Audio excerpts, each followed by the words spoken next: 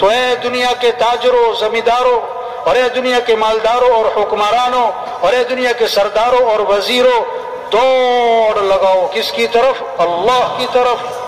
فَفِرُّوا إِلَى اللَّهِ، دوڑ لگاؤ کس کی طرف؟ لا محبوب الا اللہ، مطلوب بھی کون؟ اللہ، مقصود بھی کون؟ اللہ، معبود بھی کون؟ اللہ، محبوب بھی کون؟ اللہ۔ جسے اللہ ملا اسے سب کچھ ملا، اور جسے اللہ ہی نہ ملا اسے، ہمارا مطلوب اللہ ہے، ہمارا مطلوب، ہمارا کام بنانے والا کون؟ اللہ، عزت دینے والا کون؟ اللہ، حفاظت کرنے والا کون؟ اللہ، رزق دینے والا کون؟ اللہ، ضرورتیں پوری کرنے والا کون؟ اللہ۔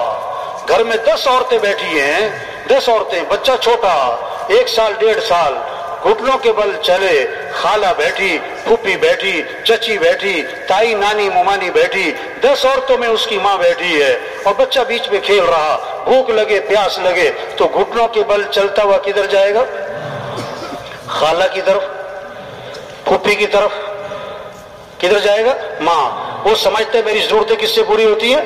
ماں سے۔ تو سارے انسانوں کی ضرورتوں کو پورا کرنے والا کون؟ اللہ۔ تو سب کا رجوع کس کی طرف ہو؟ ہاں، مانگنا ہے تو کس سے مانگنا؟ اذا سألت فاسأل اللہ، مانگنا ہے تو کس سے مانگنا؟ اللہ سے۔ مدد چاہیے، وَإِذَا اسْتَعَنْتَ فَاسْتَعِنْ بِاللَّهِ، مدد چاہیے تو مدد کرنے والا کون ہے؟ اللہ۔ راضی کرنا ہے تو کس کو راضی کرو؟